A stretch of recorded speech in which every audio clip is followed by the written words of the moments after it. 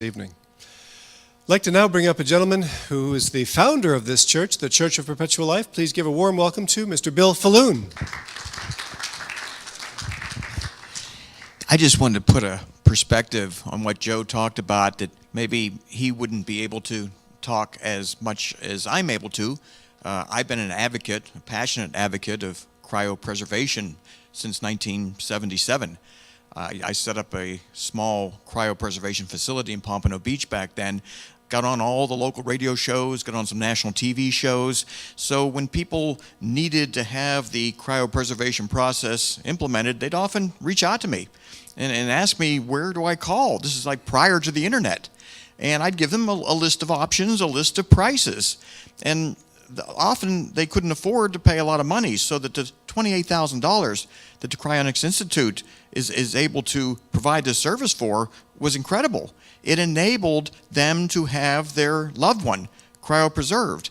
And so many of them would call me up afterwards and thank me and express the gratitude for being able to find an affordable cryonic service provider, and also the fact that they had a sense of comfort that the person that they cared so much for, they didn't fear that they were permanently dead, that there was some chance of revival in the future.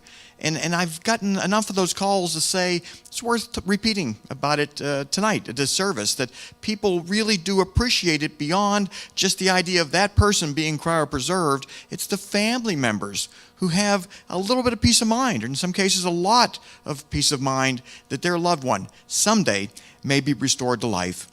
And what I'm going to talk about tonight, just briefly, is what I saw on the news last week. Maybe a few of you saw it, but it really jumped out at me. For the first time in the history of commercialization.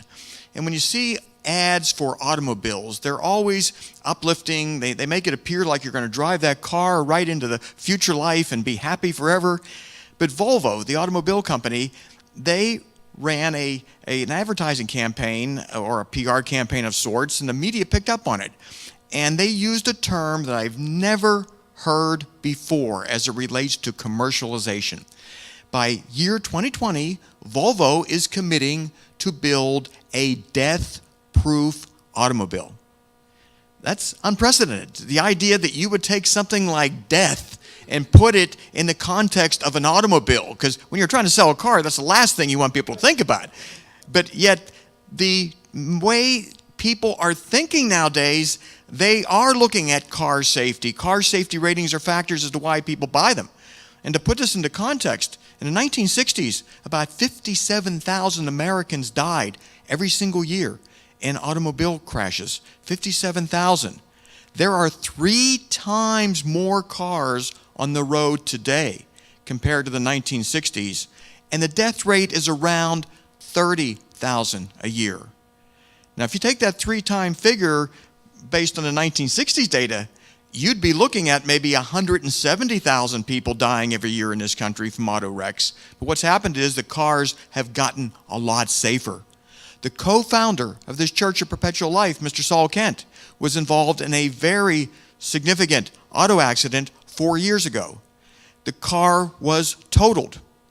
100% totaled. It was a brand new car too, by the way. It wasn't just such an old car that they totaled it. But he walked out of that car unscratched. The airbags deployed, the crumble zones worked. He had no problems whatsoever. The car totally destroyed. So he's alive right now because of that technology. And we're seeing it every day, but not always appreciating the fact that technology is saving lives in the medical arena, and it's saving lives as it relates to automobiles.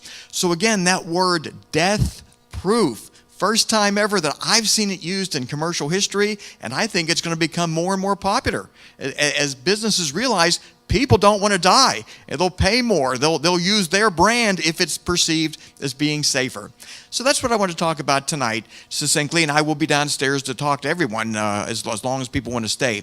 What we're going to do, though, after this, and you're welcome to go downstairs and have a nice dinner, interact, but we're going to tape a TV show that's going to be broadcast nationwide. It'll also be broadcast on the ABC affiliate in Palm Beach County on noon on Sunday. I don't know exactly which Sunday it'll be broadcast on, but what we're going to talk about is religion and cryonics.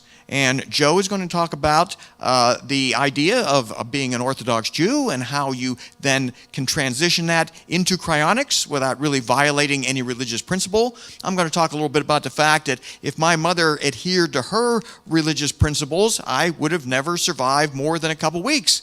I needed a blood transfusion when I was born. And her particular religion, they were against it. They said, let the baby die. You're violating the religion if you allow that blood transfusion. Fortunately, my mother says, well, I'll change religions. Just go from one faith to another. I get the blood transfusion, and I'm still here.